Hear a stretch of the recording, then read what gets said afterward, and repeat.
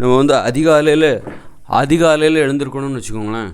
நீங்கள் வந்து 4 மணிக்கு எழுந்திருக்கணும். திட்டமிட்ட மாதிரி நான் அதிகாலையில் எழுந்திருக்கணும். ஏன்னா நம்ம நினைப்போம், நைட்டு நினைப்போம், இரவு தூங்கும்போது நினைப்போம். ஆனால் அதிகாலை 4 மணிக்கு எழுந்திருக்கும்போது நமக்கு இன்னும் கொஞ்சம் தூங்கலாமேன்னு தோணும். அப்படியே தள்ளி போயிட்டு கடைசியில் 6 மணிக்கு தான் எழுந்திருப்போம். அப்போ இதுதான் நிறைய பேருக்கு பிரச்சனை. கடைசியில் பார்த்தா அதிகாலையில் எழுந்திருக்கிறதுல நிறைய பேருக்கு தன்னம்பிக்கை இல்லாமல் போயிடும். சிலர் 2-3 அலாரம்லாம் வச்சுருப்பாங்க. 4 மணிக்கு வச்சுருப்பாங்க, 4:30க்கு ஒன்று வச்சுருப்பாங்க, 5 மணிக்கு ஒன்று வச்சுருப்பாங்க. எதுலையாவது நம்ம எழுந்திர மாட்டோமா அப்படின்னு ஏதாவது ஒரு அலாரத்தில் 4 மணிக்கு எழுந்துக்க முடியலன்னா 4:30க்காவது நம்ம எழுந்திருக்க மாட்டோமா அப்படின்னு நினச்சிட்டு அவங்க படுத்திருப்பாங்களா. ஒவ்வொரு அலாரம் வரும்போது ஆஃப் பண்ணிகிட்டே வருவாங்க. 4 மணிக்கு அலாரம் அடிக்கும்போது அதையும் ஆஃப் பண்ணிட்டு படுத்துருவாங்க. அப்புறம் 4:30க்கு அலாரம் அடிக்கும், அப்போவும் ஆஃப் பண்ணிட்டு படுத்துருவாங்க. இப்படி கடைசியில் பார்த்தா 6 மணி வரைக்கும் தூங்கிட்டு இருப்பாங்க. அவங்க மேலே ஒரு தன்னம்பிக்கையே இல்லாமல் போயிடும். ரொம்ப ஈஸிங்க. அதிகாலையில் எழுந்திருக்கணும்னா இரவு உடற்பயிற்சி பண்ணணும். இரவு உடற்பயிற்சி பண்ணால் தான் அதிகாலையில் எழுந்திருக்க முடியும்.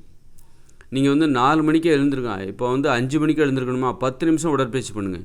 அதே 4 மணிக்கு எழுந்திருக்கணும்னா 20 நிமிஷம் உடற்பயிற்சி பண்ணிட்டு படுக்கணும். 20 நிமிஷம் உடற்பயிற்சி பண்ணிட்டு அப்புறமா தூங்க போகணும். அதுவே நீங்கள் 3 மணிக்கு எழுந்திருக்கணும்னா ஒரு 30 நிமிஷம் உடற்பயிற்சி பண்ணுங்கள். 3 மணிக்கு எழுந்திருக்கலாம். ஏன் 30 நிமிஷம்லாம் உடற்பயிற்சி பண்ணிங்கன்னு வச்சுக்கோங்க, 2 மணிக்கு கூட எழுந்திருக்கலாம். அந்த அளவுக்கு எழுந்திருக்கிறதுல கொஞ்சம் கூட தயக்கம் இருக்குது. திட்டமிட்ட மாதிரி அந்த வேலை நடக்கும். உடம்புல ஒரு வலி இருக்கணும். அந்த வலிங்கிறது என்ன தெரியுமா, நம்ம ஒரு விழிப்பு நிலை தான். அது வலி நமக்கு தருவது என்னவென்றால் விழிப்பு நிலை தான் தருது. நம்ம உடம்பு முழிச்சுக்கிட்டு இருக்குது. நம்ம தூங்கினாலும் நம்ம உடம்பு முழிச்சுக்கிட்டு இருக்குன்னு அர்த்தம். நாமளும் தூங்குகிறோம், நம்ம உடம்பும் தூங்குதுன்னா அப்போ தான் எழுப்புறது கஷ்டம்.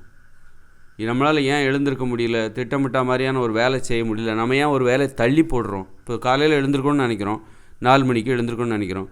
அப்புறம் அலாரம் அடிக்கும்போது பார்த்தா அது தள்ளி போடுறோம், இன்னும் 4:30க்கு எழுந்திருக்கலாம் அப்படின்னு. ஏன் தள்ளி போடுறோன்னா நம்ம உடம்பும் தூங்குது. அதாவது நாமளும் தூங்குகிறோம், நம்ம உடம்பும் சேர்ந்து தூங்கிட்டு கிடக்குது. நம்ம உடம்பு முழிச்சிக்கிட்டு இருக்கணும். நாம் முழிச்சிக்கிட்டு இருக்கணும், நாம் தூங்கலாம், ஆனால் நம்ம உடம்பு முழிச்சிக்கிட்டு இருக்கணும். அந்த விழிப்பு நிலை எது தரும்னா வலி தான் தரும். உடல் உழைப்பாலும் உடற்பயிற்சியாலும் பெறப்படுகிற அந்த வலி இருக்குல்ல, அதுதான் உடம்பு முழிச்சிக்கிட்டு அந்த விழிப்பு நிலையை தரும். அந்த விழிப்பு நிலை ஒரு உடம்புல இருக்குதுனாலே அவங்க எப்போ பார்த்தாலும் அவங்க நினச்சதை பண்ணுவாங்க. இந்த மாதிரி தள்ளி போட மாட்டாங்க. நினச்சா அதை செஞ்சுக்கிட்டே இருப்பாங்க, செயல்பட்டுக்கிட்டே இருப்பாங்க. செயல்பட்டு கொண்டே இருப்பதற்கு நமது உடலில் ஒரு விழிப்பு நிலை தேவை. அந்த விழிப்பு நிலை எது தரும்? அந்த வலி தான் தரும். நீங்கள் தூங்குறங்கிறது ஒரு செயல்பாடு, அவ்வளோதான். ஆனால் உடம்பு உள்ளுக்குள்ளே முழிச்சிக்கிட்டு இருக்கணும். அந்த இப்போ அலாரம் அடிக்குது பாருங்கள். இப்போ நம்ம 4 மணி ஃபோன் ஆஃப் பண்ணிட்டு அலாரம் அடிக்கிறோம். சுவிட்ச் ஆஃப் பண்ணால் கூட அந்த அலாரம் அடிக்கும்போது 4 மணிக்கு அலாரம் வச்சா சுவிட்ச் ஆஃப் பண்ணிட்டு வச்சா கூட 4 மணிக்கு அப்படி அலாரம் அடிக்குது. அப்போ உள்ளுக்குள்ளே ஒரு விழிப்பு நிலை இருக்குது. அந்த மொபைலில் நம்ம சுவிட்ச் ஆஃப் பண்ணிட்டா அது எல்லாமே ஆஃப் ஆகிடுச்சின்னு அர்த்தம் கிடையாது. அப்போ உள்ளுக்குள்ளே ஏதோ ஒரு விழிப்பு நிலை அந்த மாதிரி அவங்க செட் பண்ணி வச்சுருக்காங்களா, அதுபோல் தான் அந்த விழிப்பு நிலை தான் நமக்குள்ளே வேணும். நம்ம சுவிட்ச் ஆஃப் ஆனால் கூட நாம் வந்து சுவிட்ச் ஆஃப்ங்கிறது தூக்கணும்னு வச்சுக்கோங்க. சுவிட்ச் ஆஃப் ஆனால் கூட 4 மணிக்கு எழுந்திருக்கணுமா, ஒரு 3:30க்கே எழுந்திரிச்சிருக்கணும். அந்த விழிப்பு நிலை தான் 3:30க்கே எழுந்திருக்கணும். உயிரியல் கடிகாரம், நமக்குள்ளே இருக்கிற அந்த உயிரியல் கடிகாரம் அது முடிச்சுக்கிட்டு அது வேலை செய்யணும். அதுவும் சேர்ந்து தூங்கிடக்கூடாது. எப்போ நம்ம உடம்புல வலி இல்லையோ, எப்போ நம்ம உடற்பயிற்சி உடல் உழைப்பெல்லாம் ஈடுபடுவதில்லையோ, அப்போ நமக்குள்ளே இருக்கிற அந்த உயிரியல் கடிகாரம் அதுவும் ஆஃப் ஆகிடும். அதை அது வேலை செஞ்சுக்கிட்டே இருக்கணும். அதுதான் விழிப்பு நிலை என்பது. நமக்குள்ளே இருக்கிற அந்த உயிரியல் கடிகாரம் வேலை செஞ்சுக்கிட்டே இருக்கணும். அதுதான் விழிப்பு நிலை. அதை தருவது தான் அந்த வலி.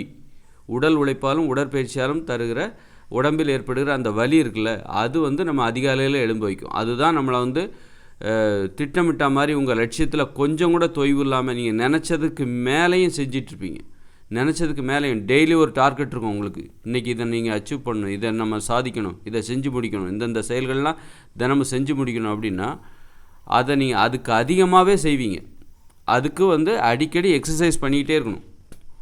நீங்கள் ஒரு படிக்கிறீங்க, ஒரு எக்ஸாமுக்காக படிக்கிறீங்க, ஒரு நுழைவுத் தேர்வுக்காக தயாராகிறீங்க அப்படின்னா நீங்கள் அப்போ எப்படி நீங்கள் நினச்சதை அடையணும், நீங்கள் நினச்ச மாதிரி திட்டமிட்ட மாதிரி நம்ம இந்த இதெல்லாம் இந்த சிலபஸ்லாம் முடிச்சிடணும் அப்படின்னா உடற்பயிற்சி பண்ணிகிட்டே இருங்க.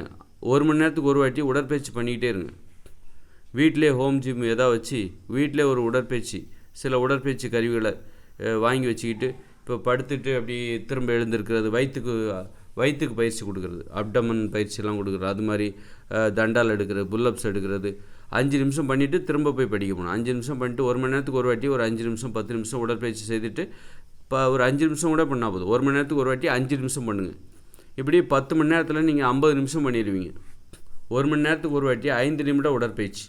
இப்படி 10 மணி நேரத்தில் ஒரு நாளைக்கு 12 மணி நேரம் இருக்குது. கிட்டத்தட்ட 1 மணி நேரம் உடற்பயிற்சி இப்படி தான் பண்ணணுமே. காலையில் வந்து ஒட்டு மொத்தமாக பண்ணிவிட்டு அப்புறமா பண்ணக்கூடாது. காலையிலே எல்லா உடற்பயிற்சியும் பண்ணிவிட்டு அப்புறம் நாள் முழுதாக நீங்கள் வந்து ஃப்ரீயாக இருக்கக்கூடாது. ஒரு சீரான அந்த உடற்பயிற்சியோட பலன் நமக்கு கிடைக்கணும். உடம்பு முழிச்சிக்கிட்டே இருக்கணும்.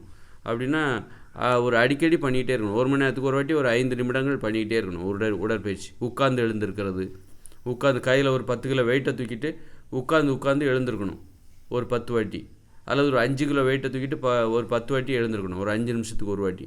கால்களுக்கு ஒரு பலம் கிடைக்கும். கால்கள் உறுதியாக இருந்தால் தான் மனசு உறுதியாக இருக்கும். கால்கள் தடுமாற்றம் இருக்குன்னா மனசில் தடுமாற்றம் இருக்குன்னு அர்த்தம். கால்களில் வலி இருக்கணும். அப்போ தான் நாம் வந்து நம்மளை பற்றி யோசிப்போம். உடம்புல வலி இருக்கணும். அப்போ தான் நாம் நம்மளை பற்றி யோசிப்போம். அதனால் அதிகாலையில் எழுந்திருக்கணும். அப்படின்னா உடற்பயிற்சி செய்துவிட்டு நீங்கள் படுக்க வேண்டும்.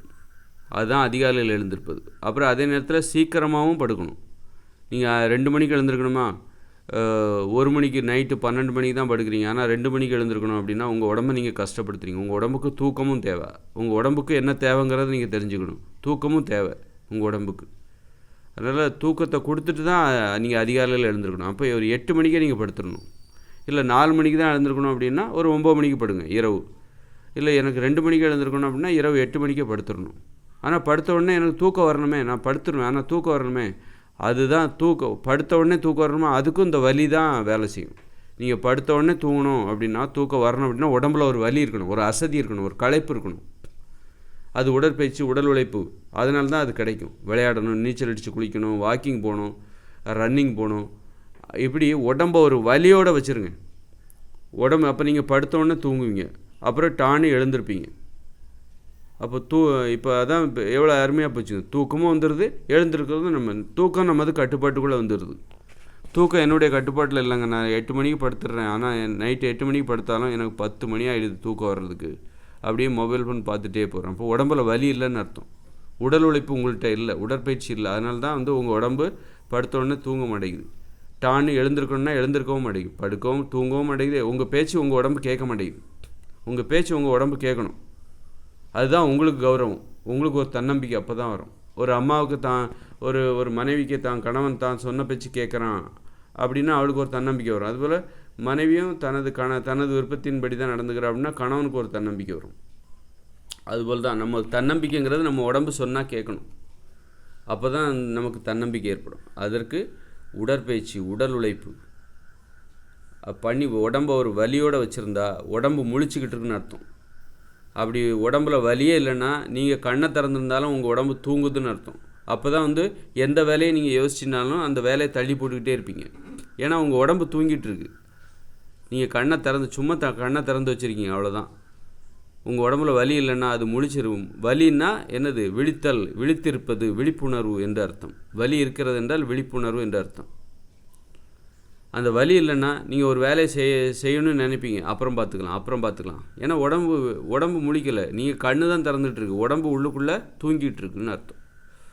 அதனால் அதிகாலையில் விழிப்பதற்கு உடலில் வலி தேவை. அந்த வலியை உடற்பயிற்சி மூலமாகவும் உடல் உழைப்பாலையும் பெற முடியும். அதே நேரத்தில் சீக்கிரமாகவும் தூங்க படுக்க போனோடனே உங்களுக்கு தூக்கம் வரணும். படுத்த உடனே தூக்கம் வரணும்னா அதுக்கும் இந்த உடல் வலி தான், அசதி, களைப்பு.